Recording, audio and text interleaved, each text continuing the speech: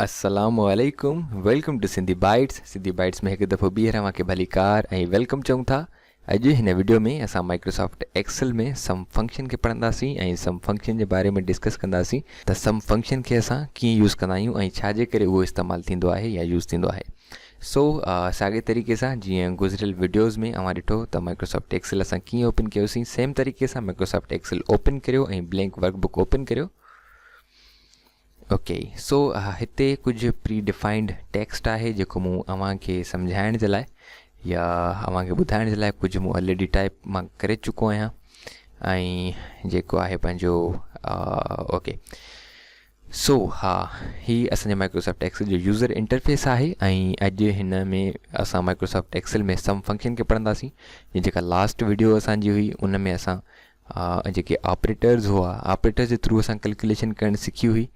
त जेके basic operators आहिनि, जेके प्लस माइनस वग़ैरह जेके मैथमेटिक्स या कैलकुलेशन जा सिंबल्स आहिनि या साइंस वग़ैरह आहिनि, उन्हनि जे थ्रू असां कैलकुलेशन कई हुई, जंहिंखे असां चवंदा आहियूं ऑपरेटर्स। ओके, उन खां पोइ उन में असां कांस्टेंट जेके वैल्यूज़ एड कयूं हुयूं, जंहिंमें 10 20 या जेको मुंहिंजे ख़्याल में त 50 या ऐं जेको आहे 70 असां टाइप कयो हुयोसीं, जेके असांजो 2 वैल्यूज़ हुयूं। ओके, सो हिन वीडियो में असां सम फंक्शन खे सिखंदासीं त सम फंक्शन कहिड़े तरीक़े सां कमु कंदो आहे। ओके, सो सम मां ई सम्झी वेंदा हूंदो त सम जी मीनिंग ई आहे त टोटल समथिंग।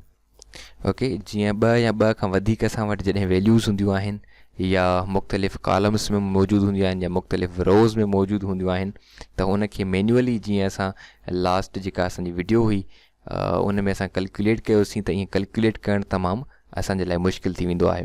त उनखे असां सम फंक्शन जे थ्रू जेकॾहिं कैलकुलेट कंदासीं या पाण में टोटल कंदासीं त उहो आसानी सां असांखे हिकिड़ी क़िस्म जी हेल्प थींदी आहे जल्दी कैलकुलेशन करण में ऐं बिल्कुलु ईज़ी तरीक़ो महसूसु थींदो आहे ऐं सेकेंड्स में असां हज़ारनि जी तइदाद में जेकॾहिं असां वटि नंबर्स आहिनि त उन्हनि खे असां कैलकुलेट करे सघूं था। सो अचो त स्टार्ट कयूं था।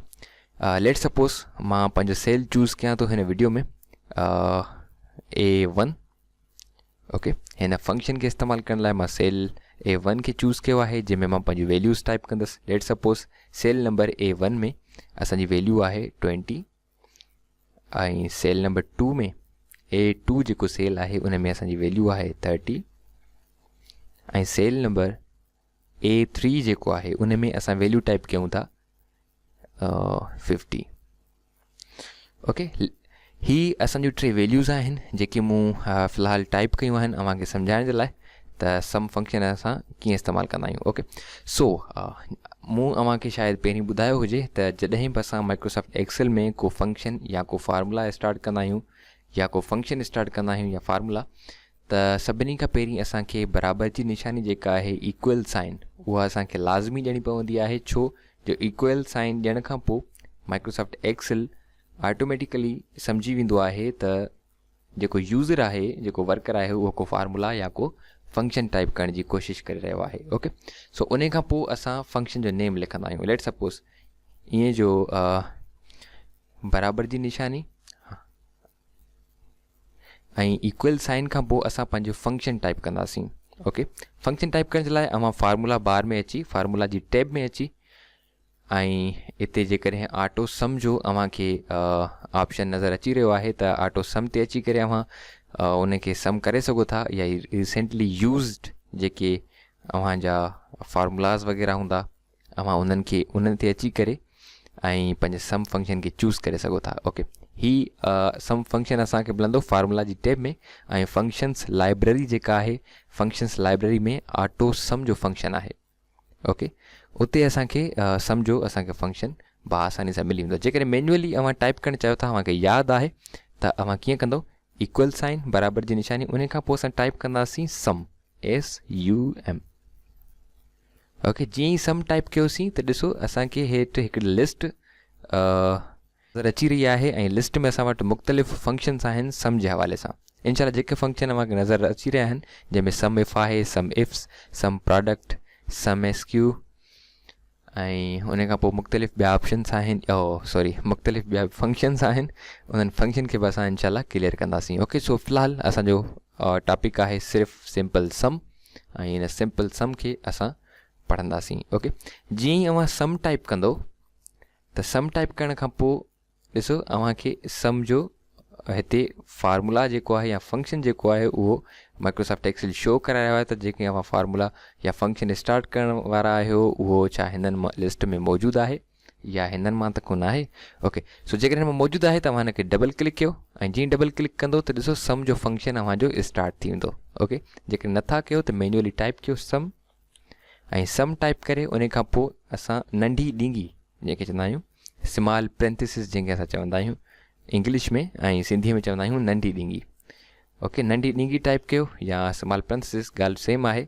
ओके, जेकॾहिं मैन्युअली तव्हां टाइप कयो था शिफ्ट ऐं 9 जी मदद सां, जेकॾहिं शिफ्ट ऐं 9 अव्हांजे कीबोर्ड में मौजूदु आहे त शिफ्ट ऐं 9 दॿाईंदो त अव्हांजी नंढी ॾींगी स्टार्ट थी वेंदी। ओके, जेकॾहिं न त अव्हां इनखे ॿिए तरीक़े सां बि स्टार्ट करे सघो था। ओके, जीअं असां सम टाइप कयोसीं SUM ऐं उन खां पोइ जीअं ई टैब प्रेस कंदासीं त असांजो फंक्शन स्टार्ट थी वेंदो। उन खां पोइ इन में आर्ग्यूमेंट्स मौजूदु आहिनि।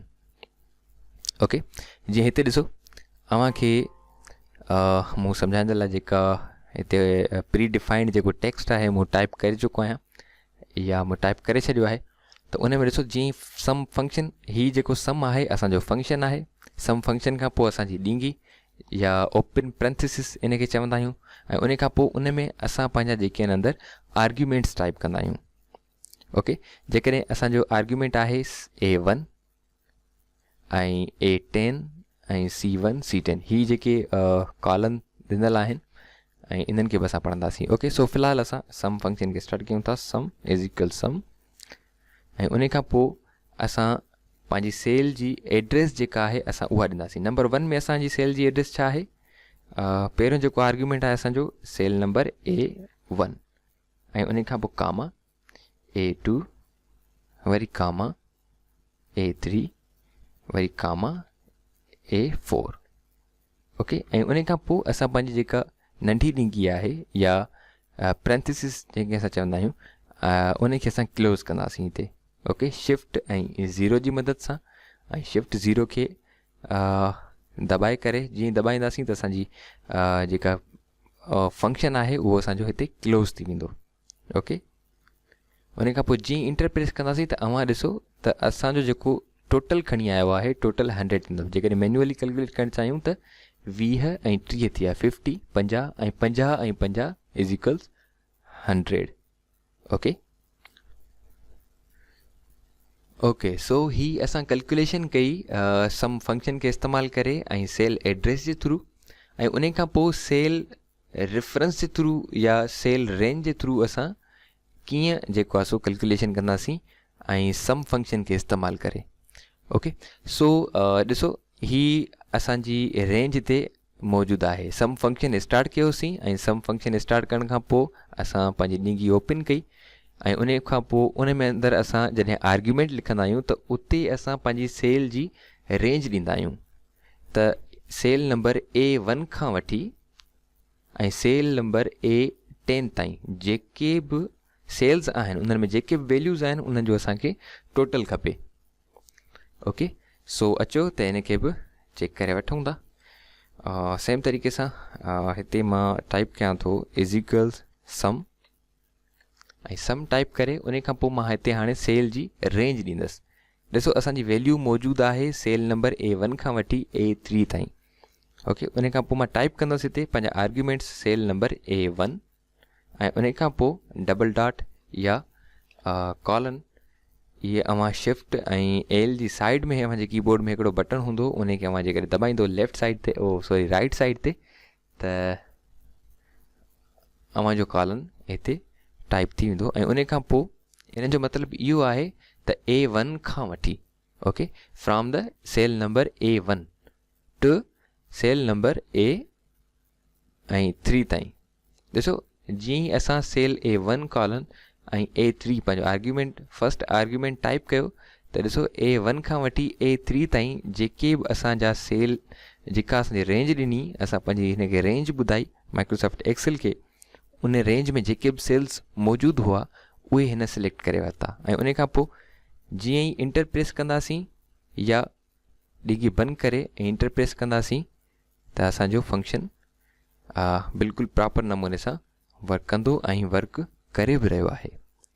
ओके, उन खां पोइ असां कॉलम रेफरेंस जे थ्रू कीअं असां कैलकुलेशन कंदासीं सम फंक्शन खे यूज़ कंदे। ओके, सो सेम तरीक़े सां नमूने सां बराबरि जी निशानी इक्वल साइन, उन खां पोइ सम ऐं सम टाइप करे उन खां पोइ टैब जो बटन दॿाए ऐं उन खां पोइ हाणे असां हिन खे ॾींदासीं असांजी फ़िलहालु का बि हिन में रेंज मौजूदु न आहे। असांजी रेंज आहे कॉलम नंबर ए।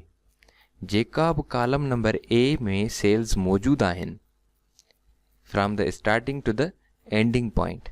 ओके, जितां खां कॉलम असांजो A1 स्टार्ट थिए थो ऐं जिते एंड थिए थो उन में जेतिरा बि सेल्स मौजूदु आहिनि ऐं उन्हनि सेल्स में जेके बि वैल्यूज़ आहिनि उन्हनि जो असांखे टोटल खपे।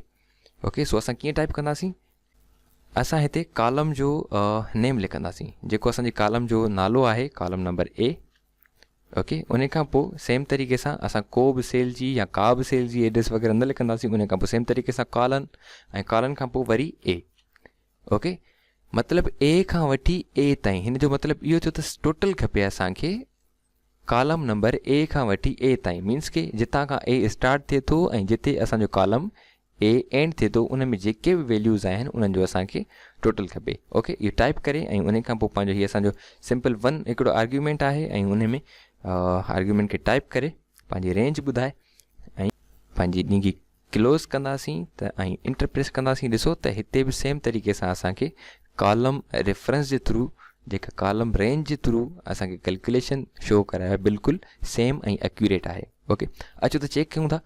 लेट सपोज़ असांजी जेके वैल्यूज़ आहिनि असांजूं ऐं उहे वैल्यूज़ मौजूदु आहिनि सेल नंबर A1 में, A2 में, A3 में। ओके, इन्हनि जो टोटल त बिल्कुलु 100 थिए थो। ओके, पर जेकॾहिं असां सेल नंबर A4 में का वैल्यू टाइप कयूं, A5 में का वैल्यू टाइप कयूं, छा उहा असांजी इफेक्ट कंदी? जेको असां कॉलम सिलेक्ट कयो आहे पंहिंजी हिन सम फंक्शन जे लाइ या सम फंक्शन में जेको असां कॉलम इस्तेमालु कयो हुनखे रेंज ॿुधाई आहे। अचो त चेक करे था वठूं। ओके, हिते सेल नंबर A1 में जेका असांजी वैल्यू आहे 20 आहे, सेल नंबर A2 में 30 आहे, सेल नंबर A3 में 50 आहे। असां हिन वैल्यूज़ खे जीअं चेंज कंदासीं त ऑटोमेटिकली असांजो जेको सम फंक्शन आहे जिते असां अप्लाई कयो आहे हिन फंक्शन खे उते ऑटोमेटिकली चेंजिंग ईंदी वेंदी। ओके, सो असां A4 में लेट सपोज़ वैल्यू टाइप कयूं था 10। ओके, ॾिसो जीअं मूं 10 टाइप कयो त ऑटोमेटिकली हिते कैलकुलेशन में जेका असां कॉलम रेंज जेका असां हिनखे ॿुधाई आहे, जेका इस्तेमालु कई आहे सम फंक्शन में, ऑटोमेटिकली उते बि असांजी चेंजिंग अची वई। Okay okay, sale number A5 में जेकॾहिं असां टाइप कयूं था 80, सेल नंबर A6 में जेकॾहिं टाइप कयूं था 50 ऐं सेल नंबर A7 में जेकॾहिं टाइप कयूं था वैल्यू पंहिंजी 70। ओके, ॾिसो त जीअं ई असां पंहिंजी वैल्यू टाइप कई जिते असां पंहिंजो कॉलम रेफरेंस जो फंक्शन या कॉलम रेफरेंस असांखे ॾिनो आहे त हिन कॉलम जो ही टोटल कॉलम में जेके बि वैल्यूज़ मौजूदु हुजनि उन्हनि जो असांखे टोटल खपे त ॾिसो ऑटोमेटिकली हुते हू कैलकुलेशन या पाण में जोड़ कंदो पियो वञे। ओके, सो उन खां पोइ असां जेकॾहिं सम फंक्शन खे हिन तरीक़े सां यूज़ कयूं, लेट सपोज़ मां सम फंक्शन स्टार्ट कयां थो इज़ इक्वल सम ऐं उन खां पोइ टैब जो बटन प्रेस करे ऐं उन खां पोइ असांजो फंक्शन स्टार्ट थी वेंदो। ऐं जेकॾहिं अव्हांखे सेल जा नाला यादि न आहिनि त अव्हां सेल्स खे मैन्युअली बि सिलेक्ट करे सघो था। ओके, जेकॾहिं मां रेंज सिलेक्ट कयां सेल जी त मां जेकॾहिं मां सेल A1 खां वठी ऐं A6 ताईं जेकॾहिं मूंखे रेंज खपे त मां सिलेक्ट कंदुसि। अचो सेल नंबर A1 ते माउस खे क्लिक ऐं होल्ड कयो ऐं हेठि ड्रैग करे अचो ऐं उन खां पोइ जेसि ताईं अव्हांखे रेंज खपे उते अची करे इन माउस खे जेको अव्हांजो लेफ्ट क्लिक थियल आहे उनखे रिलीज़ करे छॾियो। ओके, ॾिसो अव्हांजी रेंज सिलेक्ट थी वई ऐं उन खां पोइ हिते ब्रैकेट क्लोज़ करे ऐं इंटर कंदासीं त ॾिसो असांजो फंक्शन हिते या फार्मूला अप्लाई थी चुको आहे ऐं प्रॉपर नमूने सां वर्क बि करे रहियो आहे।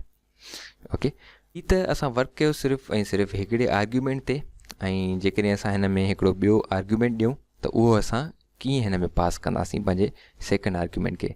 सेम तरीक़े सां जेकॾहिं असांजे आर्ग्यूमेंट्स जेका आहे असांजो जेको फर्स्ट आर्ग्यूमेंट आहे उनजो रेफरेंस आहे कॉलम नंबर ए ऐं जेको असांजो सेकंड आर्ग्यूमेंट हूंदो उनजो असां रेफरेंस हूंदो column number B.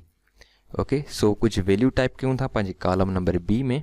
Let suppose 10, 20, 30, 40, 50 ऐं 80 ऐं 100। ओके, सो अचो त हाणे हिन ॿिनि आर्ग्यूमेंट्स खे पाण में टोटल करे चेक कयूं था। लेट सपोज मां पंहिंजो टोटल चाहियां थो सेल नंबर D8 ते। मां हिते पंहिंजो फंक्शन टाइप कंदुसि सम इज़ इक्वल सम ऐं सम टाइप करे असांजे फर्स्ट आर्ग्यूमेंट में जेकी रेंज असां हुनखे ॾींदासीं जेका असांजे कॉलम A1 खां वठी A7 ताईं असांजी रेंज आहे। लेट सपोज असां हिनखे इहा ॾियूं था।